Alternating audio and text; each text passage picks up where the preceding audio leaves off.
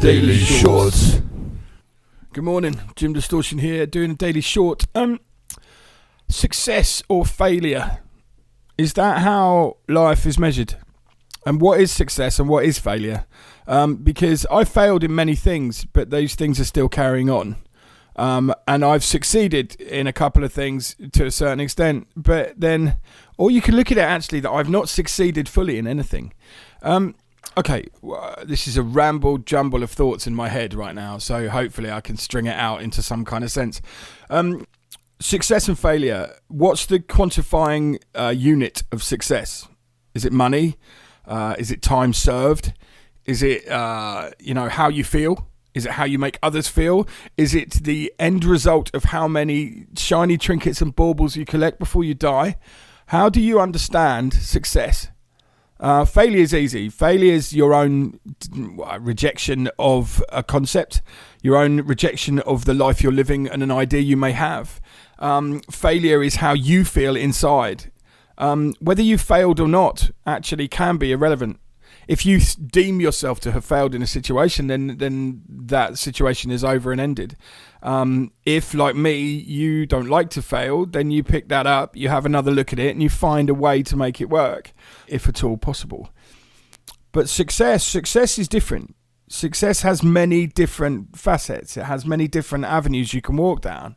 So the most obvious is the rich person who has it all, who has collected the most money, in a way. And there's a lot of hatred towards rich people, and I can understand it because jealousy is the main drive for hatred. But if you look at it this way, we're all striving to be that person who doesn't have to worry about money, who doesn't have to worry about paying their bills each month. I, like everyone else, have this moment of anxiety in the second week of every month going, how am I going to pay these bills?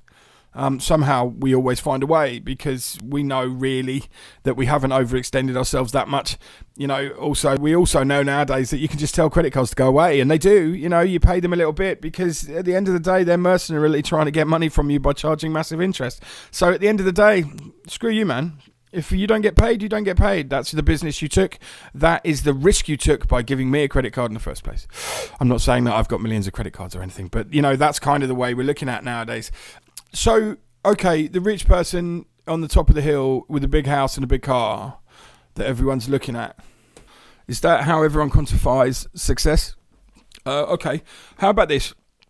How about the person who lives within their means, has enough money just to survive but doesn't strive to have anything more than they've got?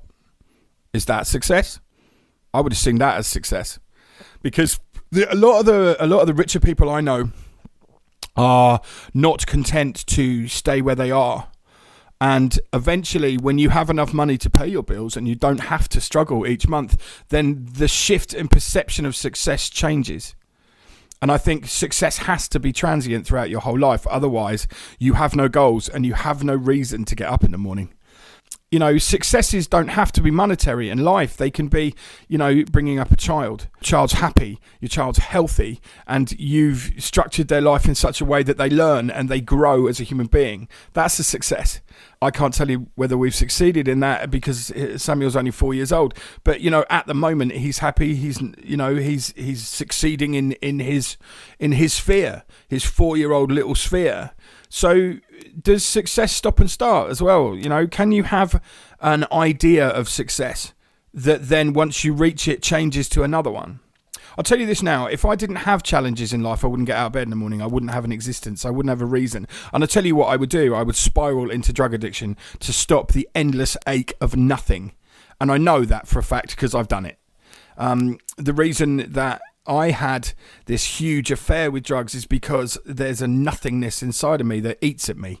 If my brain isn't busy in some way, shape or form, I am going to fall down the rabbit hole. And drugs are popularized and, then demonized to a certain degree, certain drugs.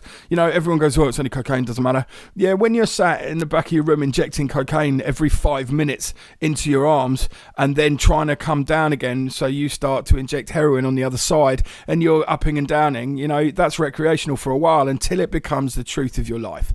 Then that truth of your life means that you have no success and no failure because you cannot reach, move, function in a world that needs you to be alert and alive and moving forwards rather than sitting on your ass dribbling. So if you have nothing to strive for, then that's usually when people find themselves in a downward spiral. But success shouldn't be, I don't think, in my eyes, about money. Success should be when you're content with what you have. Now, I'm not sure that I know anyone that's content with what they have. I'm not sure that I've seen anybody who goes, that's enough now. Yes, I'll keep working because that keeps me busy, but, I don't need to get any better or bolder or bigger than what I am. But when does that stop? When does success become greed? When does greed become the twisted guide to your life? If you've got enough, then you start making money to give to other people. How about that? So you become a philanthropist. That's great. But then are you doing that for the right reasons? If you're doing it just because you're bored and you want to give money away, that's fantastic because you have no attachment to that money. And attachment to money and success are seen hand in hand these days.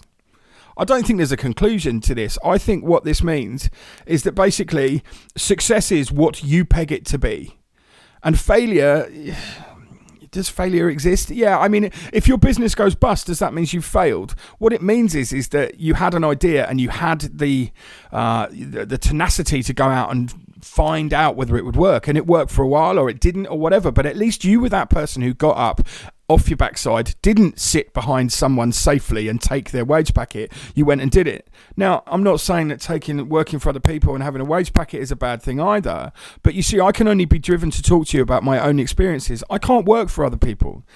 Yeah, and I'll tell you why. I find other people and their mediocrity in certain directions boring. I find small men in small brains with small suits boring. It limits me. I cannot take orders from someone I don't respect.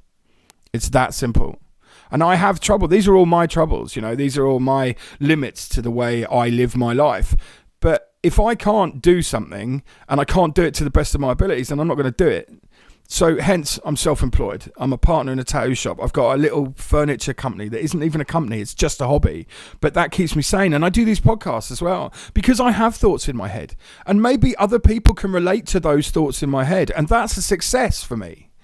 Because if you're listening to this and you agree with me, I don't know that. But if you tell me on Facebook or on Instagram that you agree with what I'm saying, that's great. But also, if you argue with me because you don't believe in what I'm saying, that validates me as well as a conduit for conversation.